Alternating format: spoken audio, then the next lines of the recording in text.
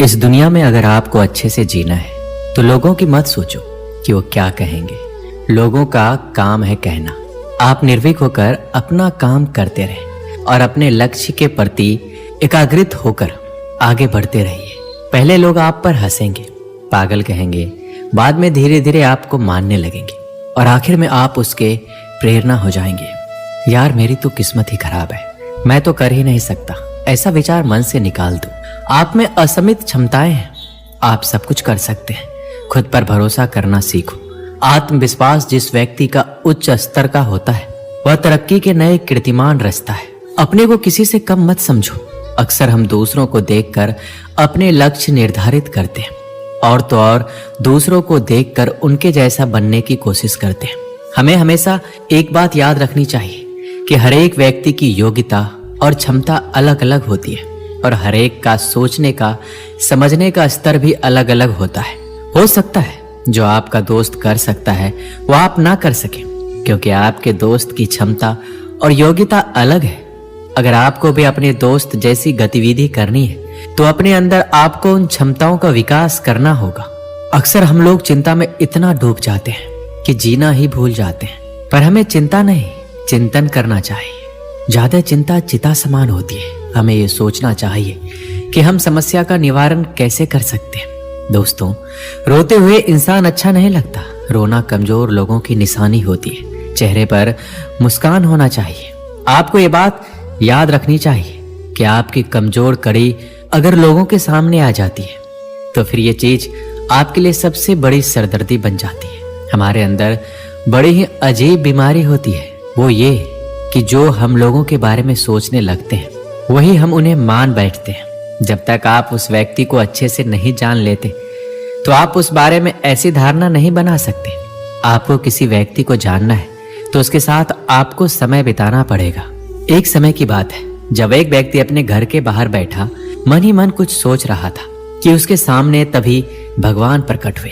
भगवान को अपने समक्ष देखकर उस व्यक्ति ने भगवान से एक प्रश्न किया कि मुझे जिंदगी में अनेक असफलताएं मिली है, अब मैं थक चुका हूँ, निराश हो चुका हूँ। हे भगवान, क्या मेरे जीवन का कोई महत्व नहीं है? क्या मेरा जीवन व्यर्थ है? मुझे बताओ कि मेरे इस जीवन का क्या महत्व है? व्यक्ति के इन प्रश्न को पूछने के बाद भगवान ने उस व्यक्ति को एक नीले रंग का चमकदार पत्थर दिया और कहा, जाओ और इस पत्थर की कीमत पता करो। जब तुम इस पत्थर की कीमत का पता कर लोगे तो तुम्हें पता चल जाएगा कि तुम्हारे जीवन का क्या महत्व है। लेकिन एक बात याद रहे, इस पत्थर को बेचना नहीं है। इसके बाद वह व्यक्ति भगवान के कहे अनुसार उस पत्थर की कीमत पता करने के लिए निकलता है। व्यक्ति उस नीले चमकदार पत्थर को लेकर सबसे पहले एक फल वाले के पास जाता है और कहता है, भाई ये पत्थर कितने का खरीदोगे? फल वाला उस पत्थर को ध्यान से देखने के बाद कहता है, भाई साहब आप 10 आम ले जाओ और ये पत्थर मुझे दे दो। जैसा कि भगवान ने पत्थर को बेचने के लिए मना किया था, उस व्यक्ति ने कहा, नहीं मैं ये पत्थर नहीं बेच सकता, मुझे माफ करना। फिर वह व्यक्ति एक सब्जी वाले के पास जाता है। सब्जी वाले से बोलता है, भाई ये पत्थर कितने का खरीदोगे? सब्जी वाला उस नीले पत्थर को ध्यान से देखता है और कहता है, भाई साहब मुझसे एक बोरी टमाटर ले जाओ और ये पत्थर मुझे दे दो। फिर उस व्यक्ति ने कहा, नहीं मैं पत्थर नहीं बेच सकता। इसके बाद वह व्यक्ति उस पत्थर को एक सुनार की दुकान पर ले जाता है जहां तरह तरह के आभूषण पड़े हुए थे। वह व्यक्ति सुनार से कहता है कि इस पत्थर की कीमत क्या है? सुनार उस पत्थर को बड़े ध्यान से देखता है और कहता है, मैं तुम्हें 1 करोड़ रुपए दूंगा, ये पत्थर मुझे दे दो। वह व्यक्ति सुनार से भी माफी मांगते हुए पत्थर को बेचने से मना कर देता है। फिर वह व्यक्ति उस नीले चमकदार पत्थर को एक हीरे व्यापारी के यहाँ ले जाता है और उस हीरे व्यापारी से उस पत्थर की कीमत पूछता है। तो वह हीरा व्यापारी उस पत्थर को पूरे 10 से 15 मिनट तक देखने के बाद एक मखमली कपड़ा लेता है और उस पत्थर को रख देता है और अपना सर पत्थर पर लगाकर माथा टेकता है और कहता है, ये पत्थर तुम्हें कहां से मिला? ये मामूली पत्थर नहीं है, ये इस पूरी दुनिया का अनमोल रत्न है। इस दुनिया की पूरी दौलत भी लग जाए तो इस पत्थर की कीमत नहीं लगाई जा सकती। फिर वह व्यक्ति उस पत्थर को लेकर सीधे भगवान के पास जाता है और आप बीती बताता है और पूछता है, हे भगवान आप मुझे बताइए कि मेरे जीवन की क्या कीमत है? भगवान ने कहा, फल वाले, सब्जी वाले, सुनार वाले और हीरे व्यापारी ने तुम्हें तुम्हारे जीवन की कीमत बता दी थी।